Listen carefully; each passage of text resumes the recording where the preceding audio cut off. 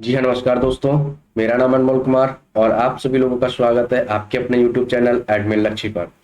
तो दोस्तों, आज की क्लास में हम आपको एम एस एक्सेल 2007 के कुछ ऐसे एडवांस ऑप्शन के बारे में बताने वाला हूं जो कि शायद ही आप लोगों को पता हो। और ये चार जो ऑप्शन मैं आज आपको बताने वाला हूं वो आपके सबसे ज़्यादा यूज में आने वाले एप्लीकेशन और बहुत ही महत्वपूर्ण आपके ऑप्शन हैं। ठीक है ना? तो इन चारों ऑप्शनों के बारे में सभी कैंडिडेट को पता होना चाहिए। इसलिए आज की जो क्लास है उन बहुत ही ज्यादा महत्वपूर्ण चारों ऑप्शनों के लिए होने वाली है। तो चलिए क्लास को स्टार्ट करते हैं। तो दोस्तों, सबसे पहले आपको अपने एम एस एक्सेल को ओपन कर लेना है। ठीक है ना? यहाँ पर आपका सबसे पहला ऑप्शन है माइक्रोसॉफ्ट एक्सेल मेनू कीज।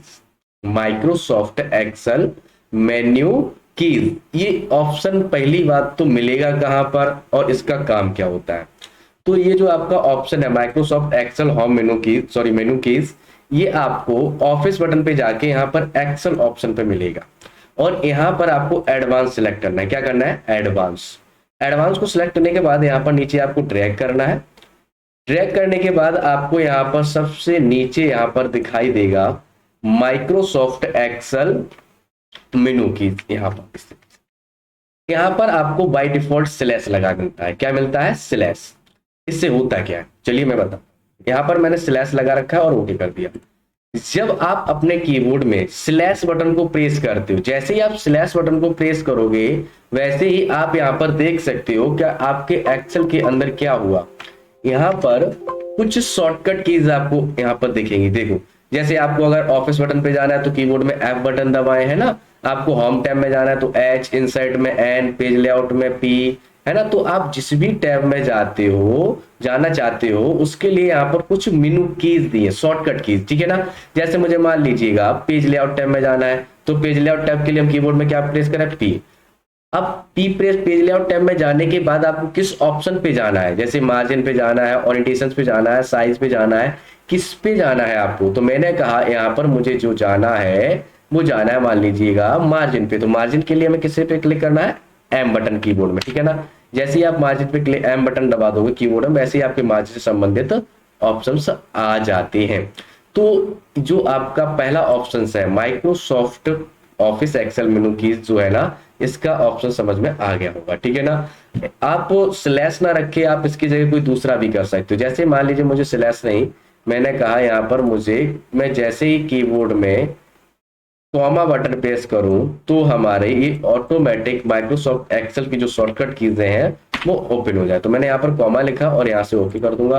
अब आप स्लैश कीबोर्ड में दबाओगे तो आपकी शॉर्टकट कीजें यहाँ पर एक्टिव नहीं होंगी। ठीक है ना? तो इसके लिए आप शॉर्टकट कीज ओपन करने के लिए आपको क्या क्या दिया था? आपने कॉमा दिया था। तो मैं यहाँ पर कॉमा बटन प्रेस करता हूँ। जैसे ही आप कॉमा प्रेस करोगे वैसे ही आप यहाँ पर देख सकते हो, यहाँ पर आपकी सारी शॉर्टकट कीज यहाँ पर एक्टिव हो चुकी है। यहाँ पर मुझे होम में जाना है तो एच बटन दबाना है। हमें किस ऑप्शन पे जाना है? तो मैंने कहा मुझे जाना है मान लीजिए कंडीशनल फॉर्मेटिंग पे। तो कंडीशनल फॉर्मेटिंग के लिए क्या प्रेस करूं कीबोर्ड में? L button. L button press करने के बाद अब आपको किस ऑप्शन पे जाना है? हाईलाइट में जाना है या टॉप में जाना है? आपको किसके भी अंदर जाना है वो बटन आपको यहाँ पर प्रेस करनी है। ठीक है ना? तो मैंने आपको हाईलाइट के अंदर जाना है तो इस तरीके से आप यहाँ पर देख सकते हो। ठीक है ना?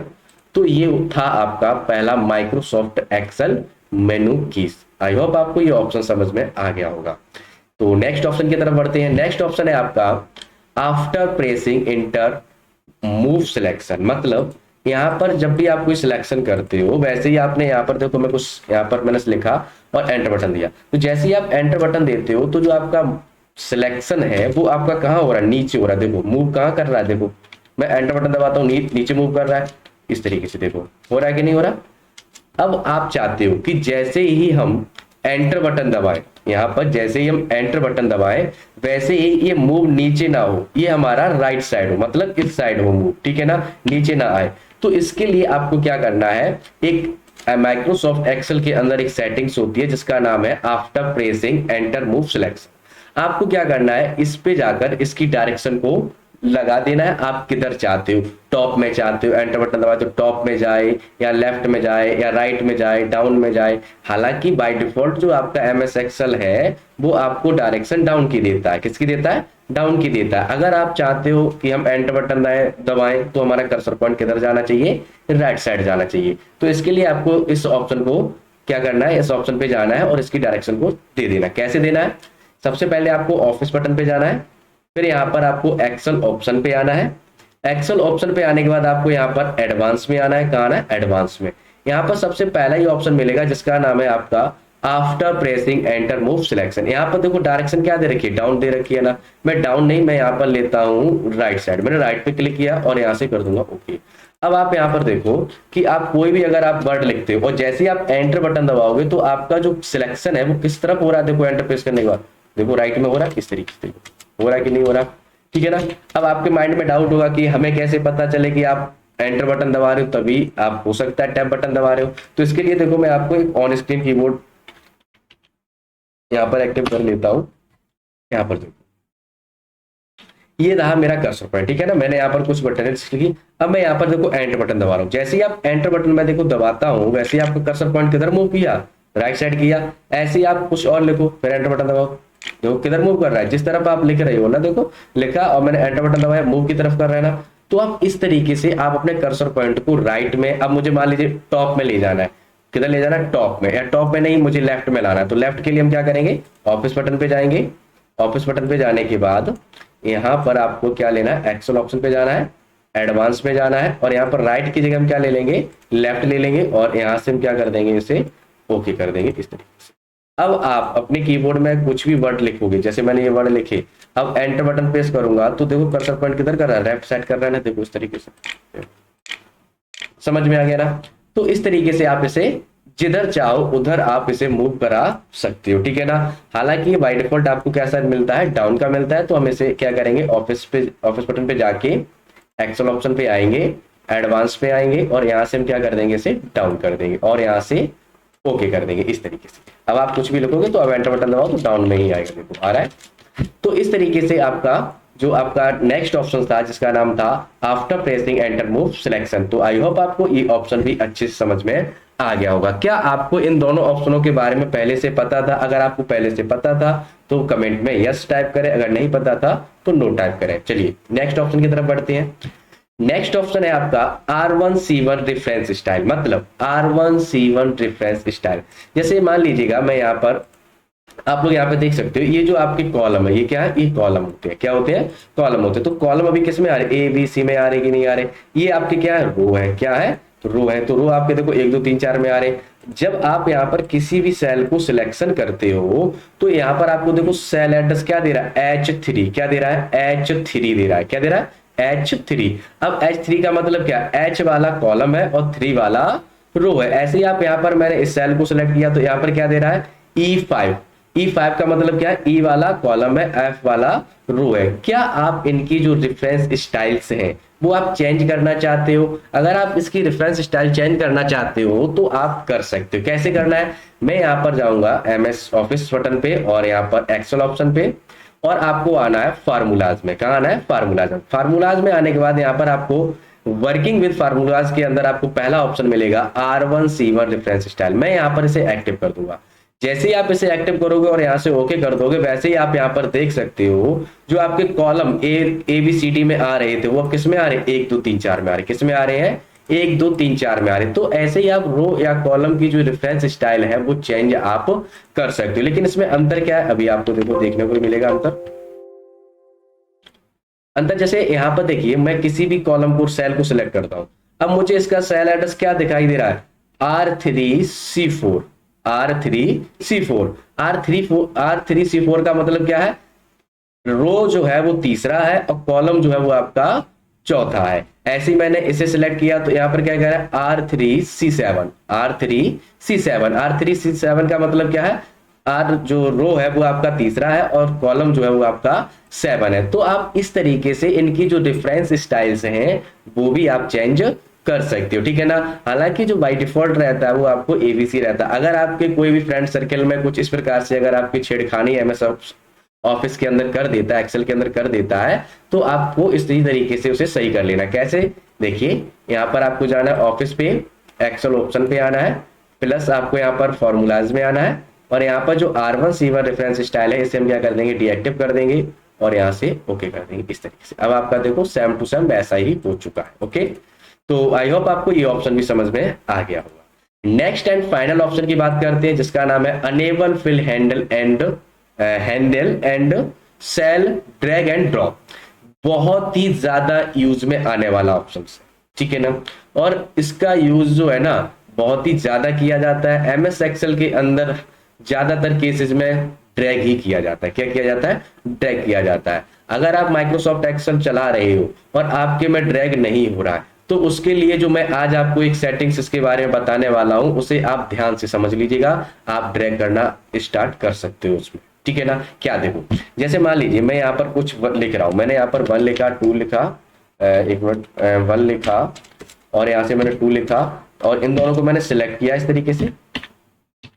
और मैं यहाँ से देखो, जैसे ये आपका सिलेक्ट, देखो यहाँ पर ये आता है इस तरीके से, अगर आपका कर्सर पॉइंट आ रहा है तो ये सिलेक्ट करने का, किसका है? सिलेक्ट करना। इससे आप कितने भी पार्टिकुलर एरिया को सिलेक्ट कर सकते हो, ठीक है ना। अगर आपका कर्सर पॉइंट इस आकार का है, ये हल्का पतला सा प्लस का इस तरीके से है, तो ये समझ लेना मूव करने का। क्या है? मूव, मतलब एक जगह से दूसरे स्थान पे ले जाने के लिए आता है साइन, ठीक है ना। अब मुझे सिलेक्ट करना, अब मुझे ड्रैग करना है। क्या करना है? ड्रैग। तो ड्रैग करने पे आपको यहाँ पर क्या करना है? राइट साइड में यहाँ पे कॉर्नर पे लाना है इस तरीके से। जैसे ही आपका कर्सर पॉइंट हल्का सा पतले आकार का हो जाए, प्लस का हो जाए, समझ लेना ये ड्रैग करने का आइकन है। किसका है? ड्रैग करने का। अब हम इसे लेफ्ट बटन दबा के अगर ड्रैग करते हैं तो आप यहाँ पर देख सकते हो सीक्वेंस में आपको यहाँ पर ड्रैग कर दिया। ऐसे मैंने यहाँ पर लिखा, देखो 10 20, मैंने कहा ऐसे ही सभी में जो 10 का अंतर मिलके हमें आगे की संख्या मिलती रही। तो मैंने क्या करूंगा? सिंपल सिलेक्ट कर लूंगा और यहां से देखो ड्रैग कर दूंगा इस तरीके से। तो वो आपको इसने क्या किया? सभी में 10 संख्या यानी कि 10 का डिस्टेंस देके हमें आगे की संख्या प्रोवाइड कर दिया है, ठीक है ना। तो हमारे में तो भी ड्रैग हो रहा है, हो सकता है कि आप लोगों के में इस तरीके से ड्रैग ना होता हो। तो इसके लिए आपको क्या करना है? तो सिंपली आपको क्या करना है? आपको ऑफिस बटन पे जाना है। कहां जाना है? ऑफिस बटन पे। ऑफिस बटन पे जाने के बाद आपको एक्सेल ऑप्शन पे आना है और यहां पर आपको जाना है नीचे एडवांस में। कहां जाना है? एडवांस्ड में, ठीक है ना। एडवांस में हम जाएंगे और एडवांस में जाने के बाद यहां पर आपको ऑप्शन मिलेगा, यहां पर थर्ड नंबर पे enable fill handle and cell drag and drop. यहाँ पर अभी एक्टिव है कि नहीं है? अगर आपके में ड्रैग हो नहीं रहा है तो यहाँ पर ये डीएक्टिव होगा, अगर हो रहा है तो यहाँ पर एक्टिव हो। तो हमारे में हो रहा है, देखो एक्टिव है। मैं फिलहाल में से डीएक्टिव करके दिखाता हूँ। मैंने इसे डीएक्टिव कर दिया और ओके कर दिया। अब देखो मैं यहाँ पर कुछ भी संख्या लिख रहा हूँ। मैंने यहाँ पर लिखा, जैसे मान लीजिएगा 100 200, मतलब सभी में मुझे 100 का डिफरेंस चाहिए। क्या चाहिए? 100 का डिफरेंस। और अब मैंने देखो सिलेक्ट करता हूं और मैं इसे ड्रैग करना चाह रहा हूं। देखो कर्सर पॉइंट आ ही नहीं रहा, देखो आ रहा है? कहीं ड्रैग करने का साइन आ रहा है? नहीं आ रहा ना। इस तरीके से देखो मैं खूब ड्रैग करना चाह रहा हूं लेकिन ड्रैग नहीं हो रहा है। क्यों? क्योंकि जो ड्रैग करने का पतला सा साइन आ रहा है वो आता ही नहीं है, वो सिलेक्ट करने का आता है। अब वो क्यों नहीं आ रहा है? क्योंकि हमने जो ड्रैग एंड ड्रॉप वाला ऑप्शन है वो डीएक्टिव कर रखा है। आप क्या करोगे? इस ऑप्शन को एक्टिव करो जाके। तो एक्टिव करने के लिए आपको ऑफिस बटन पे जाना है, एक्सेल ऑप्शन पे आना है, प्लस एडवांस में आना है और यहाँ पर enable fill handle and cell and drag and drop वाले ऑप्शन को एक्टिव कर लेना है और प्लस यहाँ से हम क्या कर देंगे? ओके कर देंगे। अब आप देखो मैं इसे सिलेक्ट करके यहाँ पे देखो ड्रैग करने के लिए आ रहा हूँ। देखो पतला सा प्लस का आइकन आ गया ना, देखो यहाँ पर आ रहा है कि नहीं आ रहा? कर्सर पॉइंट चेंज हुआ। अब आप इसे लेफ्ट बटन दबा के ड्रैग कर दो, देखो हो गया ड्रैग। ओके, तो समझ में आ गया ना ये ऑप्शंस? कोई दिक्कत है? ठीक है ना। तो इस तरीके से आपके ये जो चारों ऑप्शन थे आपके माइक्रोसॉफ्ट ऑफिस एक्सेल मेनू की, जो कि सबसे ज्यादा यूज में आने वाला आपका ऑप्शन होता है। दूसरा है आपका after pressing enter move selections, ये भी आपका सबसे ज्यादा यूज में आने वाला ऑप्शन होता है। फिर आपका R1C1 रेफरेंस स्टाइल और लास्ट फाइनल है आपका enable fill handle and cell drag and drop. तो आई होप आपको ये चारों ऑप्शंस अच्छे से समझ में आ गए होंगे। तो आशा करता हूं कि आप बढ़िया से प्रैक्टिकल भी कर रहे होंगे। तो आज की क्लास में इतना ही, मिलते हैं नेक्स्ट क्लास में। तब तक के लिए खुश रहिएगा, खुशियां बांटते रहिएगा। Thank you for watching in this class.